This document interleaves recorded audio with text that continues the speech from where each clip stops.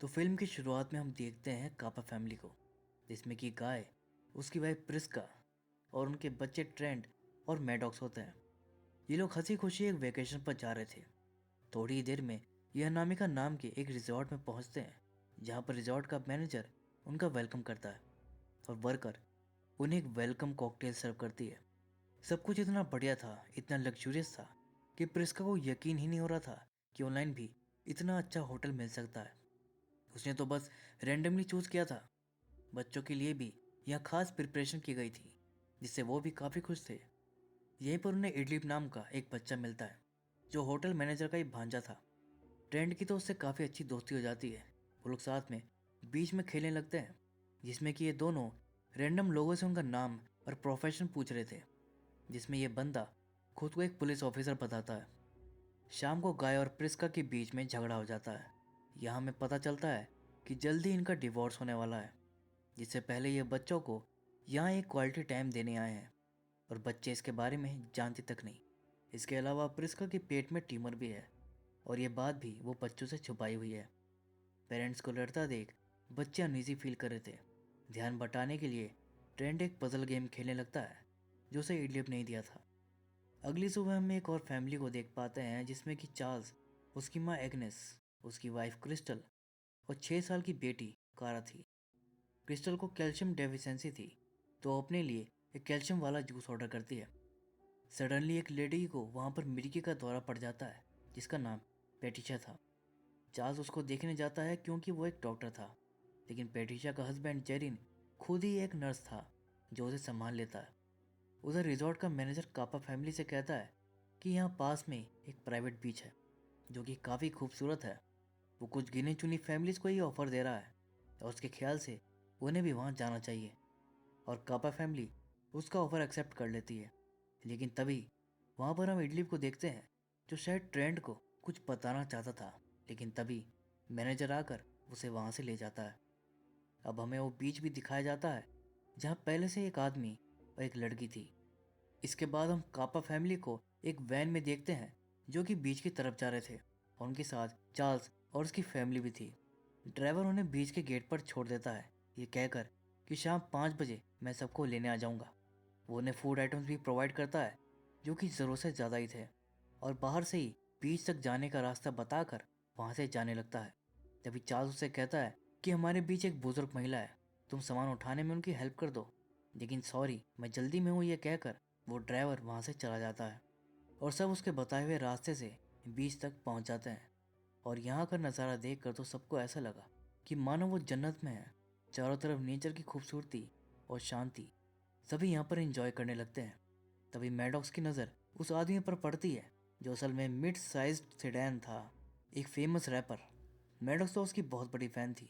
वो उसी वक्त उससे मिलकर बात करना चाहती थी, लेकिन गाय उसे ये कहकर रोक देता है कि बेटा उसे परेशान मत करो, वो यहाँ घूमने आया है। इसके बाद बड़े लोग तो बीच पर रिलैक्स करने लगते हैं और बच्चे वहाँ पर खेलने कूदने लगते हैं, जिस दौरान उन्हें कुछ पुराने सामान मिलते हैं, जो शायद यहाँ आए पिछले लोगों के थे। फिर इसका बच्चों से उन सामानों को छूने से मना करती है, क्योंकि उनमें जंग लगी थी। जब टेंट पानी में खेलने जाता है, तो वो नोटिस करता है कि पानी में एक भी मछली नहीं है, और तभी कोई चीज़ उसे टकरा जाती है, जो कि उसी लड़की की लाश थी। ये देखकर टेंट बहुत ज़्यादा डर जाता है और अपनी मम्मी को जाकर बताता है। सभी लोग उसे देखने जाते हैं। उन्हें सीडेन पर शक होता है, क्योंकि वो यहाँ पहले से मौजूद था। सीडेन कहता है कि मैंने उसे नहीं मारा, उसकी नाक से खून निकल रहा था। चार्ल्स कहता है कि देखो, तुम्हारी नाक से खून निकल रहा है, ज़रूर बचाव में उस लड़की ने तुम्हें मारा होगा। जिस पर सीडेन कहता है कि ऐसा नहीं है, असल में मुझे हेमोफीलिया है, एक ब्लीडिंग डिसऑर्डर, और इसीलिए ब्लड आ रहा है। उस लड़की को भी सेम बीमारी थी, वो मेरी अच्छी दोस्त बन गई थी। मैं तो खुद काफ़ी टाइम से उसका वेट कर रहा था। सभी को लगा ये झूठ बोल रहा है, तो वो लोग पुलिस को फ़ोन करने लगते हैं, लेकिन वहाँ पर तो नेटवर्क आ ही नहीं रहे थे। उधर बच्चे बार बार खाना मांग रहे थे, उन्हें जल्दी ही भूख लग जा रही थी। यहाँ तक कि मैडोक्स अपनी माँ से कहती है कि मेरा सूट मुझे टाइट फील हो रहा है, और एग्नेस को चेस्ट में पेन होने लगा था। तभी पेट्रिशा भी अपने हस्बैंड के साथ वहाँ पर आती है, जो कि सबसे बाद में थे। गाय कहता है कि यहाँ पर एक खून हो गया है और हमें यहाँ से निकलना होगा। वो ड्राइवर को बुलाने जाता है, लेकिन ये बताते हैं कि वो ऑलरेडी इन्हें छोड़कर जा चुका है। तभी क्रिस्टल चार्ल्स से आकर कहती है कि तुम्हारी माँ को कुछ हो गया है, अब सबसे ज़्यादा एज तो इसी की थी, तो पहले इसी की लाइफ कंप्लीट हुई। वो मर चुकी थी और 400 लगा कि शायद डेड बॉडी देखने से सदमा लगा होगा, जिससे वो चल बसी। उधर ट्रेंट और मैडॉक्स पेटिशा और जेरिन से बातें करते हैं। खेल खेल में जेरिन ट्रेंट की एज गैस करके बताता है कि तुम ज़रूर 12 साल के होगे, लेकिन ट्रेंट कहता है कि मैं तो सिर्फ 6 साल का हूँ।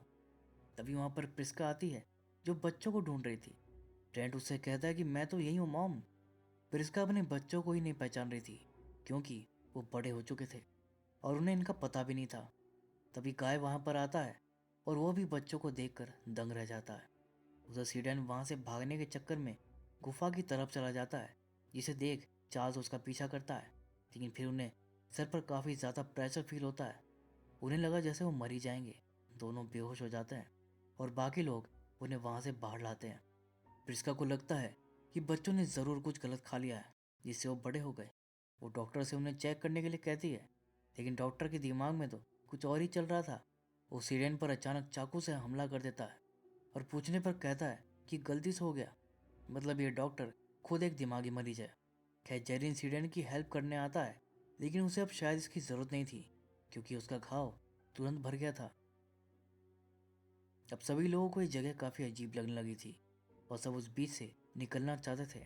सभी अलग अलग रास्ते से कोशिश करते हैं, लेकिन कोई सक्सेसफुल नहीं हो पाता। जो भी बाहर जाने की कोशिश करते हैं वही बेहोश होकर गिर रहे थे। सडनली वो लोग देखते हैं कि वो कुत्ता भी मर चुका है और अब प्रिस्का भी बेहोश हो जाती है। गाय डॉक्टर से कहता है कि इसे ट्यूमर है और चार्ल्स उसे चेक करके बताता है कि ये तो काफ़ी बड़ा ट्यूमर है। गाय कहता है कि ये कैसे पॉसिबल है, क्योंकि कुछ दिनों पहले ही इन्होंने चेकअप करवाया था, जो सिर्फ 3 सेंटीमीटर का था। चार्ल्स कहता है कि लेकिन फिलहाल तो ये बड़ा है, इसे जल्दी ही काट कर निकालना होगा। जब चार्ल्स ऑपरेशन करने के लिए उसके पेट पर कट लगाता है, तो पहले की तरह ये घाव भी तुरंत भर जाता है। तो वो दोबारा ट्राई करता है और इस बार सब स्किन को एक साथ खींच कर पकड़ के रखते हैं और चार्ल्स प्रिस्का के पेट से फुटबॉल के साइज का ट्यूमर बाहर निकालता है। जल्दी ही प्रिस्का को भी होश आ जाता है और अब वो पहले से काफ़ी बेटर फील कर रही थी। उधर सीडेन देखता है कि उस लड़की की बॉडी कंकाल में बदल चुकी है। अब प्रिस्का म्यूजियम में काम करती थी, तो उसे आइडिया था कि बॉडी डिकम्पोज होने में 7 साल लगते हैं, लेकिन यहाँ तो कुछ ही घंटों में ही हो गया। और अब सब समझ जाते हैं कि इस बीच पर टाइम का ही कुछ लोचा है। मतलब यहाँ 1 घंटा इनकी लाइफ के 2 साल के बराबर है। इसलिए बच्चे ज़्यादा खा रहे हैं, क्योंकि उनका शरीर बढ़ रहा है और बेहद कम समय में उन्हें सालों बराबर शरीर बढ़ाना है। और जो पहले से बड़े हैं उनकी बस सेल्स की उम्र बढ़ रही है। सीडन कहता है कि अगर ऐसा है तो एक ही दिन में हमारी एज 50 साल बढ़ जाएगी, मतलब पूरी जिंदगी खत्म। प्रिस्का कहती है तो फिर हमारे बाल और नाखून तेजी से क्यों नहीं बढ़ रहे। जेरिन कहता है कि शायद यहाँ जो कुछ भी है उसका असर सिर्फ जिंदा सेल्स पर होता है और बाल और नाखून तो डेड सेल से बने होते हैं। उधर ट्रेंट और कारा अकेले टेंट में थे, जो कुछ नया फील कर रहे थे, क्योंकि शरीर के साथ साथ उनके हार्मोन्स भी तो बढ़ रहे थे। उधर जेरिन बताता है कि यहाँ कुछ तो ऐसा ज़रूर है जिससे हमारी एजिंग प्रोसेस काफ़ी फास्ट चल रही है, लेकिन बाहर तो ये स्लो है, यानी कि नॉर्मल है। इसलिए जब ये लोग बाहर निकलने की कोशिश करते हैं तो शरीर ये बदलाव झेल नहीं पाता और ये लोग बेहोश हो जाते हैं। और अब उनकी नज़र बच्चों पर पड़ती है जो बड़े हो चुके थे, बल्कि कुछ ज़्यादा ही बड़े। कारा तो प्रेग्नेंट भी हो चुकी थी। अब भले ये बड़े हो चुके हैं, लेकिन मेमोरीज तो बच्चों की है। तो इस बेचारी को क्या पता कि सेक्स और प्रेगनेंसी क्या होती है। तभी उसे फील हुआ कि उसका पेट तेजी से बढ़ रहा है। वो बेहद घबराई हुई थी। कुछ टाइम पहले जो खुद एक बच्ची थी, उसे ही बच्चा हो रहा था। तुरंत ही उसकी डिलीवरी भी हो जाती है, लेकिन 1 मिनट बाद ही बच्चा मर जाता है।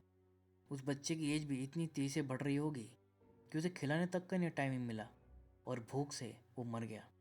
मतलब यहाँ पर न्यू लाइफ पनपना इम्पॉसिबल है। इसलिए ना तो पानी में कोई मछली है और ना ही कोई केकड़ा। खैर क्रिस्टल को तो कैल्शियम की प्रॉब्लम थी, तो उसे भी वीकनेस हो रही थी और चार्ल्स का पागलपन भी बढ़ता जा रहा था। वो क्रिस्टल से कह देता है कि मेकअप करके आओ, तुम बदसूरत लग रही हो। तो वो नाराज़ होकर वहाँ से चली जाती है। तभी अचानक चार्ल्स को दौरा पड़ जाता है और वो इतना वायलेंट हो जाता है कि सीडेन को मार ही डालता है और फिर शांत हो जाता है। वो लोग उसे चाकू ले लेते हैं। जेरिन को लगा कि तैर कर दूसरे किनारे जा सकते हैं, तो वो ट्राई करने चला जाता है और बाकी सब डिस्कस करने लगते हैं कि उनके साथ ये सब क्या हो रहा है। इसी बीच वो नोटिस करते हैं कि यहाँ पर आए हुए हर फैमिली में कोई ना कोई बीमार है। प्रिस्का को ट्यूमर था पैट्रिशिया को मिर्गी है, क्रिस्टल को कैल्शियम डेफिशिएंसी है और चार्ल्स भी मेंटली अनस्टेबल है। यहाँ तक कि सीडन और उस लड़की को भी ब्लीडिंग डिसऑर्डर था। प्रिस्का को याद आता है कि उसे इस रिजॉर्ट के बारे में भी एक ऐड से पता चला था और तब से उसे ये लोग मेल भेज रहे थे। मतलब वो जानते थे कि इन लोगों को बीमारी है। मतलब ये जानबूझकर पर्पसली इन बीमार लोगों को यहाँ लाए थे। लाने के लिए कार भी उन्होंने ही भेजी थी और प्लेन भी उन्हीं का था। इनके पासपोर्ट तक उनके पास जमा है। मतलब दुनिया के लिए तो घर से कभी बाहर निकले ही नहीं। यहाँ एक दिन में मरकर मिट्टी में मिल जाएंगे और किसी को पता भी नहीं चलेगा। मतलब ये सभी पूरी तरह प्लान था। लेकिन ऐसा करने के पीछे इन होटल वालों का पर्पस क्या है, ये तुम्हें आखिर में ही पता चलेगा। ऊपर हमें एक आदमी दिखाई देता है जो शायद इन्हें मॉनिटर कर रहा था। मैडॉक्स इन सबसे परेशान होकर अकेली पानी में चली गई थी और उससे कोई चीज टकरा जाती है और ये जेरिन की लाश थी जो शायद तैरते वक्त बेहोश होकर डूब गया था। और इसी तरह वो लड़की भी डूबी होगी। तभी हम देखते हैं कि कारा पत्थरों पर क्लाइंब करके यहाँ से निकलने का ट्राई करती है और वो काफ़ी सही जा रही थी। सभी को लगा कि ये कर लेगी, लेकिन जैसे ही वो बीच की हद से बाहर निकली उसकी बॉडी के सेल्स जो तेजी से एज हो रहे थे वो स्लो होने लगे और अचानक इस बदलाव के कारण वो भी बेहोश हो गई और कई फीट ऊपर से नीचे गिरकर उसकी मौत हो गई। ये देखकर ट्रेंड फूट फूट कर रोने लगता है। इसके बाद पैट्रिशिया को भी मिर्गी के दौरे पड़ने लगते हैं और उसकी भी मौत हो जाती है। जल्दी ही शाम भी हो जाती है और अब गाय को आंखों से सब धुंधला दिख रहा था। वो बूढ़ा हो रहा था और प्रिस्का को एक कान से कम सुनाई दे रहा था। उधर मैडॉक्स और ट्रेंट लाइट जलाने के लिए पेपर ढूंढ रहे थे। तभी उन्हें वहां पर एक डायरी मिलती है जो उस इंसान की थी जो पहले यहाँ फंसा होगा।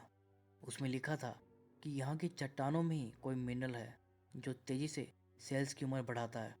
तो ये लोग सोचते हैं कि अगर ये एक मेटल ट्यूब बना ले तो मिनरल्स का असर सेल्स पर नहीं पड़ेगा और हम यहाँ से निकल सकते हैं। उधर गाय को कुछ धुंधला सा अपनी ओर आता दिखाई दिया। वो प्रिस्का से पूछता है लेकिन उसे तो सुनाई नहीं दे रहा था। असल में ये वही पगला डॉक्टर था जो गाय पर अटैक कर देता है, उस पर चाकू से कई वार करता है। तो प्रिस्का उसे बचाते हुए अपनी पीठ आगे कर देती है और उसके वार ले लेती है। गाय उससे कहता है कि पहले जाकर बच्चों को बचाओ। वो वैसे ही करती है और उसके कहने पर बच्चों को जाकर छुपने को कहती है। उसके कहने पर बच्चे केव में जाकर छुप जाते हैं। लेकिन यहाँ पर पहले से कुछ छुपा था जो कि भयानक तरीके से रो रहा था। ट्रेंट लाइट जलाकर देखता है तो वो क्रिस्टल थी और वो भी मेंटली डिस्टर्ब हो चुकी थी क्योंकि वो पहले की तरह खूबसूरत जो नहीं थी। वो उन्हें मारने के लिए एक पत्थर उठा लेती है ये कहते हुए कि मेरी तरफ मत देखो। लेकिन उसकी हड्डियां इतनी कमजोर हो चुकी थी कि पत्थर का भार सह न सकी और किसी सूखी लकड़ी की तरह चटक गई। तो वो छटपटाने लगती है और इधर उधर हाथ पैर मारने लगती है जिससे उसका ये हाल हो जाता है जो कि काफी भयानक था। उधर चार्ल्स भी गाय को मार ही देता कि तभी प्रिस्का आकर उस पर एक जंग खाए हुए चाकू से वार कर देती है जिससे उसकी बॉडी में सेप्टिक फैलने लगता है और वो इतनी तेजी से होता है कि 1 मिनट में ही उसकी मौत हो जाती है।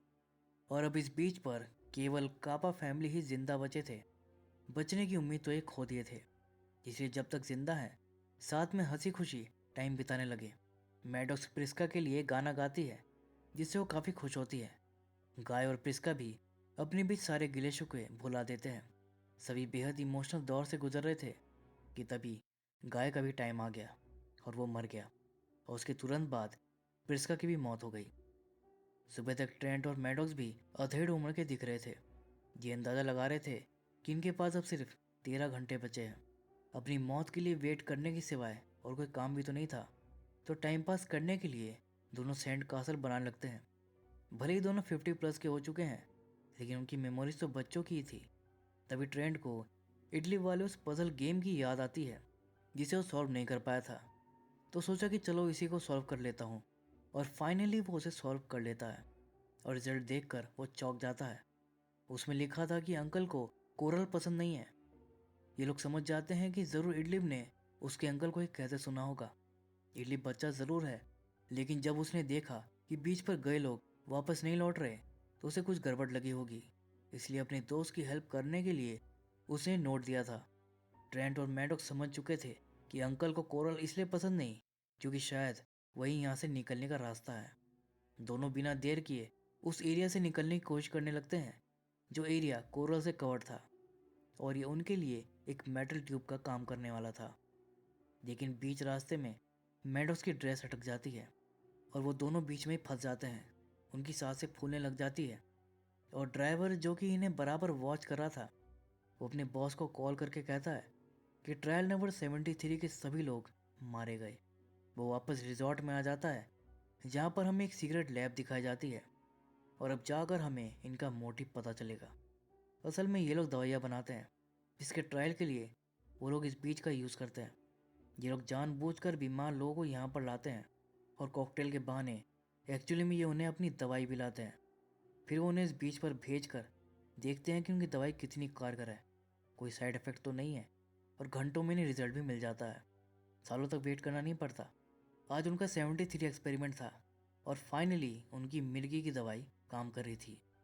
बीच पर पैट्रिशिया को 8 घंटे तक कोई दौरे नहीं पड़े थे। मतलब एक्चुअल में ये दवाई 16 साल तक काम कर सकती है, जो सभी के लिए एक बड़ी अचीवमेंट थी। और इसके बाद ये लोग अपने अगले ट्रायल की तैयारी शुरू कर देते हैं क्योंकि जल्दी ही कुछ नई फैमिली वहाँ आने वाली थी।